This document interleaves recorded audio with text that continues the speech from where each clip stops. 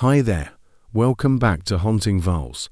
Today, we are going to explain another case of a boy who was tortured by his parents and murdered. Stick till the end to know what happens actually. They say evil hides in plain sight, but no one ever imagined it would take the form of a smiling mother and her boyfriend behind the locked door of a Los Angeles apartment. What happened to 8-year-old Gabriel Fernandez wasn't just murder, it was a systematic unraveling of a child's soul, a horror not born of fiction, but stitched together in the real world, day by day, wound by wound. This is the story of a little boy who pleaded for help with his eyes, with bruises, with broken bones, and no one came in time.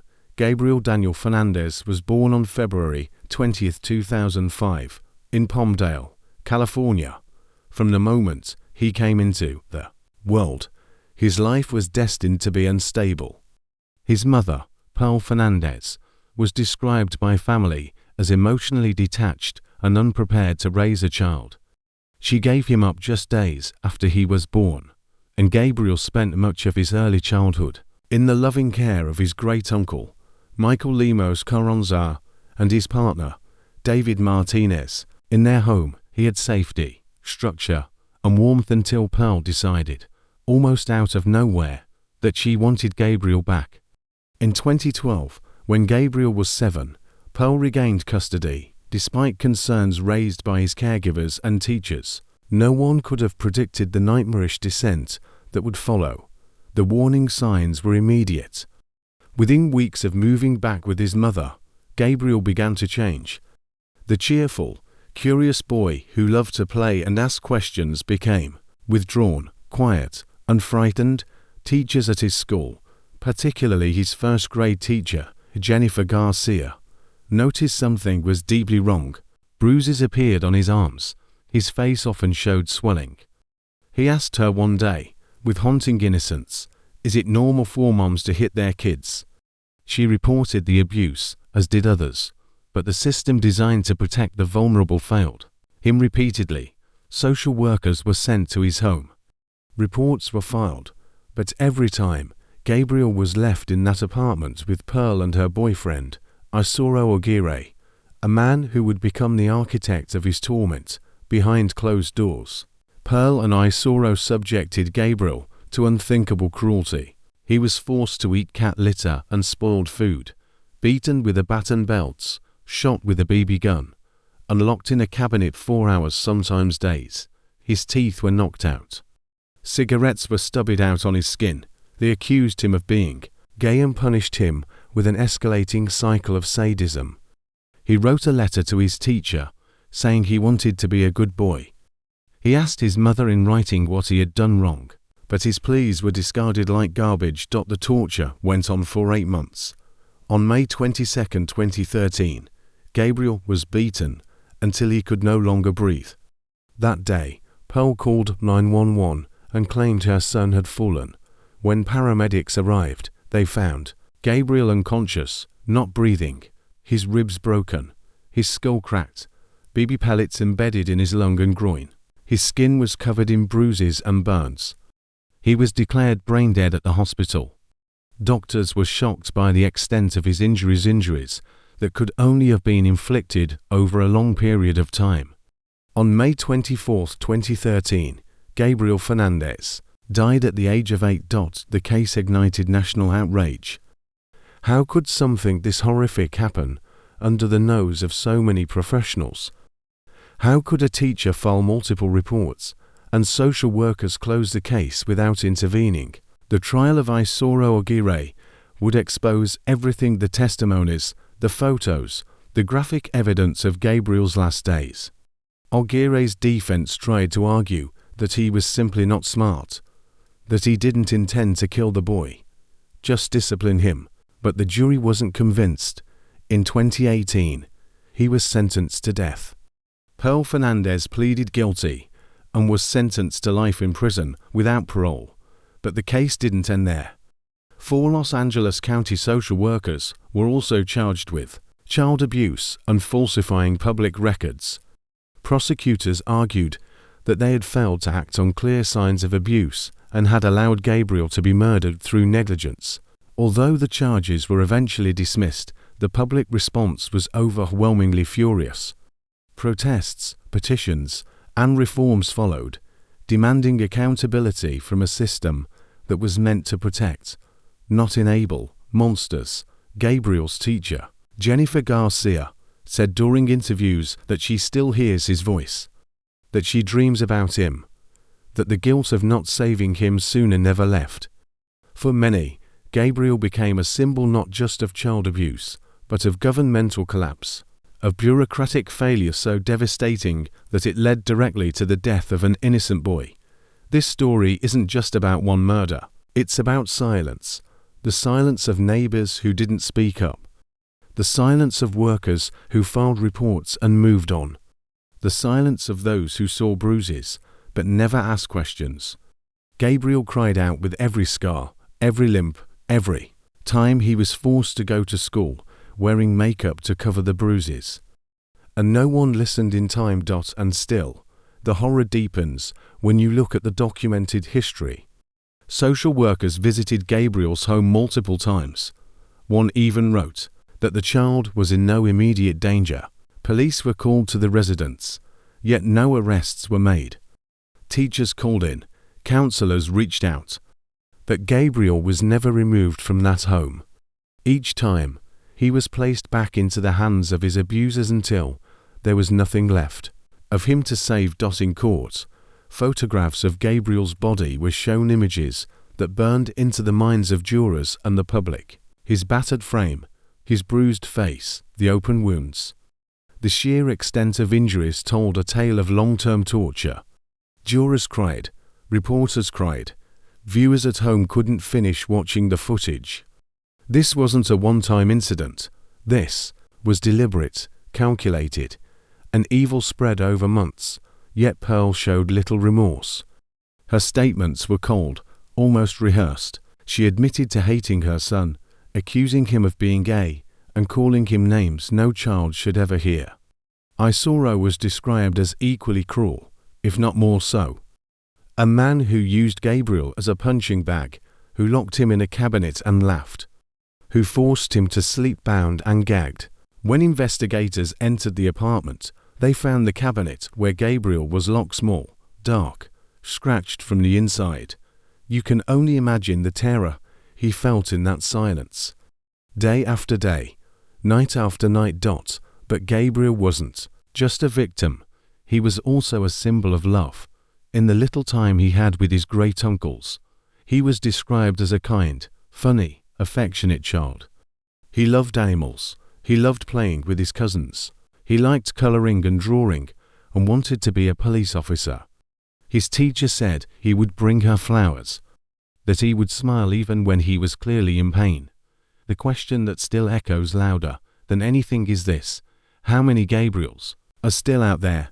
Children whose pain is hidden behind closed doors, their cries unheard, their bruises unnoticed or worse, ignored. Gabriel's story lit a fire under millions of people, demanding reform. Changes were made in the Department of Children and Family Services. Oversight increased, training programs were overhauled. But for many, those changes came too late. Too late for a boy who died asking why no one loved him. And the worst part is he knew. Gabriel once wrote a note to his mother that read, "I love you, Mom, and I'll try to be a good boy." He still wanted her love, even after everything. That's what makes this story just horrifying, but heartbreaking beyond words. And yet, we are not done, because the investigation into how the system failed Gabriel goes deeper. There are people who were supposed to check on him regularly who didn't. People who were supposed to escalate the reports who dismissed them. The DA's office believed these weren't just passive failures. They believed laws were broken, that certain social workers acted with criminal negligence. But, even then, no one went to jail. No one but Pearl and Isoro. And so, we ask, was justice really served? Because while the monsters who tortured and killed Gabriel were locked away, the adults who were paid to protect him who was supposed to stand between him and danger, walked free. 4 Los Angeles County Department of Children and Family Services employee is Stephanie Rodriguez, Patricia Clement, Kevin Baum, and Gregory Merritt were criminally charged in 2016. Prosecutors accused them of child abuse and falsifying public records. They claimed these workers minimized Gabriel's visible injuries, failed to investigate multiple complaints, and even falsified documents to close the case. But years later, in 2020, an appeals court dismissed the charges, stating that their failures, though serious, didn't meet the threshold for criminal behavior. The public response was instant and furious. Hashtags like #justice for Gabriel trended 4 days. Comment sections overflowed with outrage. Petition after petition flooded the internet demanding real accountability. But the law had spoken, and the case was closed. For the public, that answer was not enough, not for a boy who was buried with stuffed animals in his casket, and a note that read, "Gabriel, we love you." The real horror wasn't just what happened inside that apartment. It was that so many had the power to stop it and didn't. And when the consequences were handed down, they barely made a dent. The system shrugged and moved on. While a child lay in a grave, Gabriel's story didn't just end with a trial and a few headlines. It cracked something open in America's conscience. The brutality, the negligence, the complete and total failure. It forced millions of people to look directly into the eyes of a broken system. In the months that followed his death, new protocols were introduced in LA County. Emergency response teams were reorganized. Internal reviews were launched. But critics said most of these changes were cosmetic, more public relations than prevention. The truth is, the Department of Children and Family Services was overwhelmed. Caseloads were too high. Training was inconsistent. Communication between agencies was fractured. Gabriel wasn't the only child failed that year. But he became the face of every child the system had forgotten. And in that way, he became larger than life. He became a rallying cry for reform, for justice, for protection. But behind all the headlines, there was still a boy, a real, soft-spoken, wide-eyed boy who never made it to his 9th birthday. People who knew Gabriel said he had the kind of soul that made you stop and listen. His uncle David described how Gabriel would come up and ask if he could help cook dinner or clean the house. He loved playing with his cousin Virginia. He adored animals, especially his pet dog. He wanted to be a policeman, a firefighter, someone who could protect others. There is a chilling irony in that, knowing no one protected him. Gabriel didn't die in one moment. He died slowly, over months, piece by piece, spirit first, body last, and he never stopped trying to be good, even as the people hurting him seemed to enjoy his pain, even when Pearl and Isoro would smile and laugh after punishing him. Even when he was locked in a small, airless cabinet with handcuffs. Even when he was bleeding from the mouth and told to clean it up himself. Even when his face swelled from punches and he could no longer walk straight. He still told his teacher he wanted to do better. The evidence presented during the trials shocked even the most seasoned legal professionals. The autopsy report listed dozens of injuries. BB gun pellets embedded in his body. Burn marks from cigarettes, missing teeth, broken ribs. His stomach was empty. His brain was swollen. There were bruises on his lungs, a cracked skull, and what stunned people most was that some of these injuries were weeks or even months old. This wasn't an outburst, it was a pattern. A process, sustained and unrelenting torture. Testimony after testimony painted a picture of a house of horrors masquerading as a home. And somehow, through it all, Gabriel kept going. Until he couldn't. Isoro Aguirre sat stone-faced during most of the trial. Occasionally he cried, but not for Gabriel, for himself. When pictures of Gabriel's body were shown in court, many jurors had to look away. Some sobbed, others couldn't sleep 4 weeks afterward. The defense tried to argue that Isoro had no prior criminal record, that he was slow, that he didn't understand what he was doing. But the prosecution dismantled those arguments, piece by piece. They played video clips, read text messages, showed diagrams of injuries. They demonstrated that Aguirre wasn't a man who had made a mistake. He was a man who made choices to hurt, to isolate, to silence, and finally, to kill. When the jury handed down a death sentence, many in the room felt a strange mixture of relief and sorrow. Nothing could bring Gabriel back, but at least, finally, someone had been held accountable in a way that felt real. Pearl Fernandez pleaded guilty. She didn't testify. She didn't face cross-examination. And in many ways, she avoided the worst of the trial's emotional weight. Her statements to investigators were cold and mechanical. She called Gabriel gay and said she didn't love him. She admitted she didn't want him. And yet, she fought to regain custody just a year before. Why? Some believed it was for welfare money. Others said it was because she resented her family for supporting Gabriel when she wouldn't. Whatever the motive, what followed was cruelty that no child should endure. Even seasoned police officers said they'd never seen anything like it. A mother who showed no instinct to protect. A boyfriend who played executioner. A child who had no way out. And still, it wasn't just them. Neighbors heard fights. One neighbor said they often heard a child screaming at night. Another said they saw Gabriel with black eyes and bruises, but didn't report it. Some felt guilty afterward, others disappeared. The school tried again and again.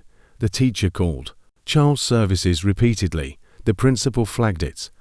But the paperwork always got buried. Someone always said there wasn't enough evidence, that they needed to follow procedure, that it was complicated, that the family said he fell, that Gabriel didn't want to talk, that it wasn't their call to remove him, and so Gabriel stayed, night after night, blow after blow, until he died with BBS in his lungs and burns on his skin. His funeral was small but devastating. His little white coffin, his favorite toys, his great-uncle David collapsing in tears. People from across the country sent letters, cards, flowers. Some said they had never cried over a stranger before, but Gabriel wasn't a stranger, he was. Every child who's ever suffered in silence, every child who slipped through the cracks, every warning sign that went ignored, every report that was close to soon.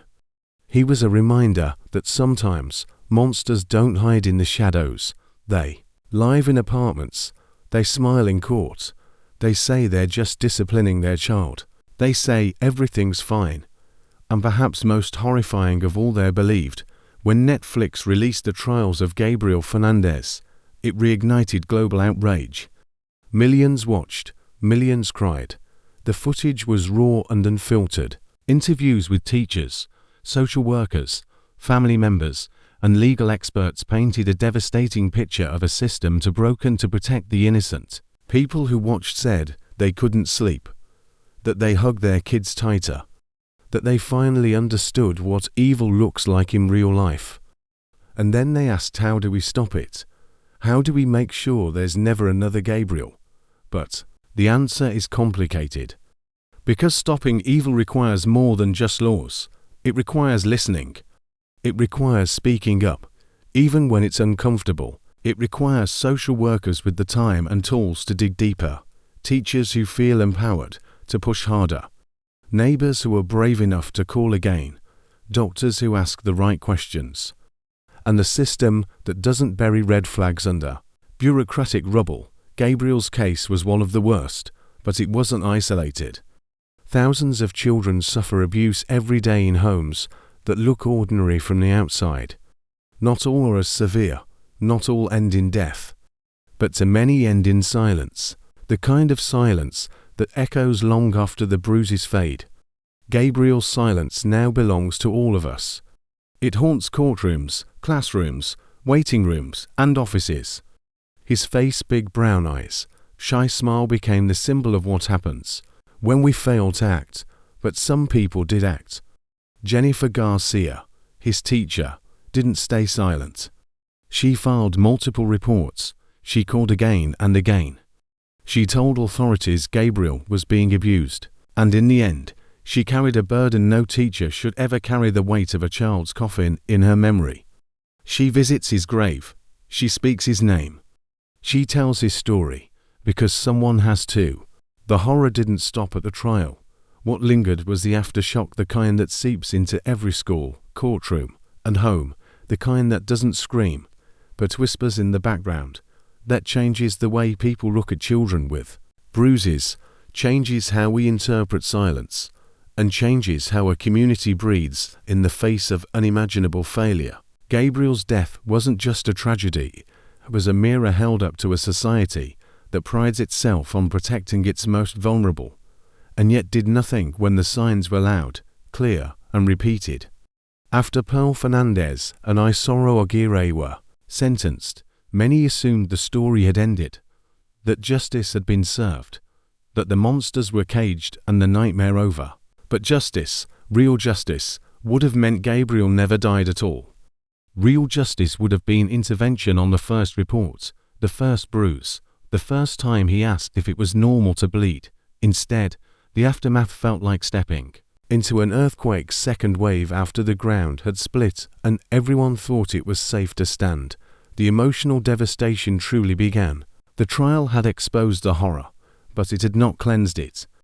Because what Gabriel endured didn't happen in a void, it happened under the watch of adults, institutions, and a child protection system so broken that it effectively signed his death certificate through its silence. In the wake of the sentencing, news outlets shifted their focus, headlines turned cold, and other tragedies stole the nation's attention. But in homes like Gabriel's former classmates, in the minds of schoolteachers, social workers, and everyday parents, a deeper fear settled in, a realization that even if you try, even if you speak out, even if you call every number you can find, a child can still die. Jennifer Garcia, Gabriel's teacher, became a reluctant symbol of resistance and heartbreak. She had done what every child advocate is trained to do: report signs of abuse. She had filled out forms, contacted authorities, followed up, and yet she sat in the courtroom listening to testimony that revealed the very reports she'd made had been buried under bureaucracy, passed between social workers like hot potatoes, marked low priority, or simply left in drawers until Gabriel was dead. She hadn't failed him, the system had, and she would never forgive that system. Years later, she would still struggle with the guilt, the kind that festers not because you did something wrong, but because what you did wasn't enough, she said. She could still hear his voice, soft, hesitant, when he asked her if it was normal to be hit with a belt, if it was normal for moms not to love their children. Questions no child should have to ask. But Jennifer wasn't alone in that agony. The ripple of Gabriel's death reached other teachers, who began reporting at higher rates. It reached other students, some of whom were finally believed after months of silence. It reached social workers who now felt watched, scrutinized, pressured not just to do their jobs, but to undo a public perception that they were negligent, uncaring, or blind. And it reached families, who began to ask harder questions about how such a thing could happen in plain sight. For social workers Stephanie Rodriguez, Patricia Clement, Kevin Baum, and Gregory Merritt were charged with child abuse and falsifying public records. For a brief moment, it seemed accountability was coming. But in 2020, a judge dismissed those charges. The court ruled that while their actions or lack thereof were deeply troubling, they didn't meet the threshold for criminal behavior. No jail time, no fines, no verdict, just silence, once again. It was a blow to the community. The public had seen the facts, missed visits, ignored reports, manipulated files, fabricated conclusions of safety. They had expected anyone to pay for that. But the system protected its own, and in doing so, it delivered another kind of message, that Gabriel's life, while tragic, was not enough to demand real change, and still, his story refused to fade. In death, Gabriel became more than a victim, he became a symbol of institutional failure, of the dangers of parental bias, of the blind spots in child protection programs. Murals appeared in Los Angeles bearing his face. Documentaries began filming. News networks returned to the story when Netflix announced their 6-part documentary, The Trials of Gabriel Fernandez. The series reignited public outrage, especially among viewers who weren't from California and had never heard of the case. They watched, horrified, as the events unfolded, each episode exposing deeper levels of horror, not just from Pearl and Isoro, but from the very agencies entrusted with safeguarding children. Viewers cried. They signed petitions. Some wrote to lawmakers demanding reform. Others donated to organizations supporting at-risk youth. But the haunting question remained. If this can happen to Gabriel, how many more children are suffering now, unnoticed, unheard, and unprotected? What made Gabriel's case more chilling was how many opportunities there were to save him. He had lived with his grandparents 4 years, during which he seemed happy, healthy, and safe. But in 2012, Pearl decided she wanted custody back. Despite her past with drugs, mental health issues, and no neglect of her other children, the court approved the transition. Within months, Gabriel began showing signs of abuse. He showed up to school with bruises, missing patches of hair, scabs. He asked classmates if being hit was okay. He wrote heartbreaking notes. In one, he said he wanted to be adopted because his mother didn't want him. In another, he expressed love for Jennifer Garcia, writing a Valentine's card thanking her for being the only person who was kind to him. It was a silent plea, wrapped in crayon and notebook paper, the voice of a dying child masked in careful cursive. And when Jennifer saw his injuries worsening, she didn't stay silent, she kept reporting. She even questioned whether Pearl was truly his mother. As Gabriel once told her, he thought he was adopted and hated for it. But CPS kept marking the case low risk. Police officers conducted superficial welfare checks. Notes were made, files updated, and nothing changed. Ezekiel, Gabriel's older brother, testified that Aguirre would beat Gabriel 4 hours. Not minutes, hours. He described how Isoro would force Gabriel into stress positions, burn him with cigarettes, and punch him repeatedly, while Pearl watched, sometimes even laughing. Gabriel would be forced to eat cat litter, spoiled food, and once, feces. If he vomited, he was beaten again. He was made to sleep inside a small cabinet in the master bedroom, bound and gagged. Aguirre had told police he didn't like Gabriel because he was gay, as if that were an excuse, as if that could ever justify breaking a child's bones, embedding BB pellets under his skin, smashing his skull until brain matter swelled and collapsed.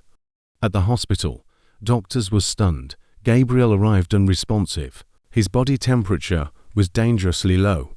His skull was fractured. He had a bruised lung, broken ribs, and multiple injuries in various stages of healing, indicating long-term abuse. Nurses cried. Some left the room to vomit. One said in her 30 years of work, she'd never seen injuries like his on a living child. He died 2 days later. When the prosecution laid out the timeline, the jury was visibly shaken. Jurors later said they had nightmares. Some required counseling. One said it was like walking through hell in slow motion. But they returned a verdict swiftly. Isoro Aguirre was sentenced to death. Pearl Fernandez, after admitting guilt, was sentenced to life without parole. But the sentence didn't end the grief, because what haunted people most wasn't that two monsters existed in this world. It was how many people saw the warning signs and did nothing, and how many children across America are still in danger today, living behind closed doors with bruises that no one will ask about. People donated to Gabriel's memorial fund. His story was added to child advocacy training programs. Lawmakers debated the creation of a child protection court. But children don't need courts after they're dead. They need protection while they're alive.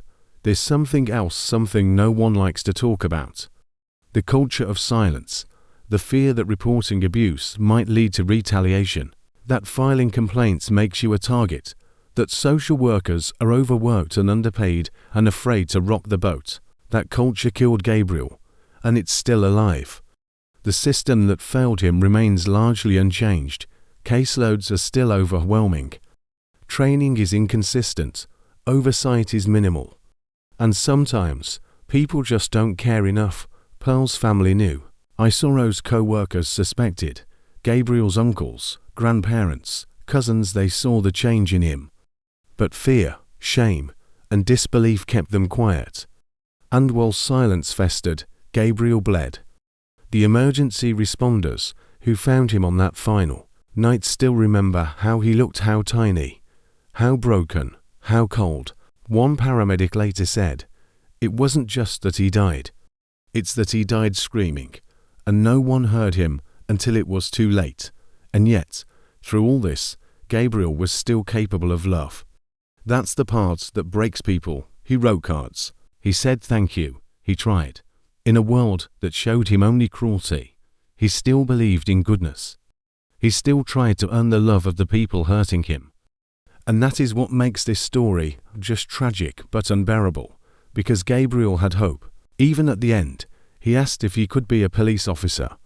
He wanted to help people. He wanted to live. He deserved to live. And all he needed was for one adult to care enough to act. Truly act, not just file a report, not just say the right words, but stop the abuse, physically remove him, and protect him. But while Gabriel's story has been told, the truth is, it never really ended. The horror echoes not just in the courtroom transcripts or in the grainy photos of his injuries, but in every city, every town, where children still cry behind closed doors, unheard and unseen. You see, Gabriel wasn't just one child failed by a system, he was the warning bell that too many chose to silence. And even now, after the documentaries, after the outrage, after the tears, children across the country are still slipping through the cracks of the very system designed to protect them. There are still teachers making daily calls that go unanswered, still overworked caseworkers checking boxes instead of children, still bruises being called accidents and screams being called acting out, and still, there are boys and girls sitting in their bedrooms tonight wondering why no one's coming to help. We tell ourselves never again, but how many times have we said that before? The truth is chilling. Unless we act, unless we change something real, there will be another Gabriel, and another, and another. So what can we do? We can start by not looking away, by listening, by reporting, by demanding better systems, better oversight, and better accountability from those in power. But most of all, we can speak Gabriel's name not just as a victim, but as a symbol, a spark, a reminder that one voice can make a difference. Your voice. This platform isn't just for stories, it's for change. And if Gabriel's story moved you, if it shook you, then let it stay with you. Let it drive you to be the one person in a child's life who notices, who cares, who acts. Because sometimes that's all it takes to save someone. If you believe children like Gabriel deserve better, if you think stories like his need to be heard, then make sure you never miss one. Hit that subscribe button right now. Like this video if you believe we need more awareness, and share it with someone who needs to understand what silence can cost. Every click helps amplify the truth. Every comment pushes the conversation forward. You can be a part of something louder than the silence that let Gabriel suffer. So don't scroll past. Don't forget. Subscribe, like, and share, not for views, but for the voices that were never heard. For Gabriel, for every child still waiting to be saved, for change. This is Haunting Veils, where the truth is never buried, only exposed.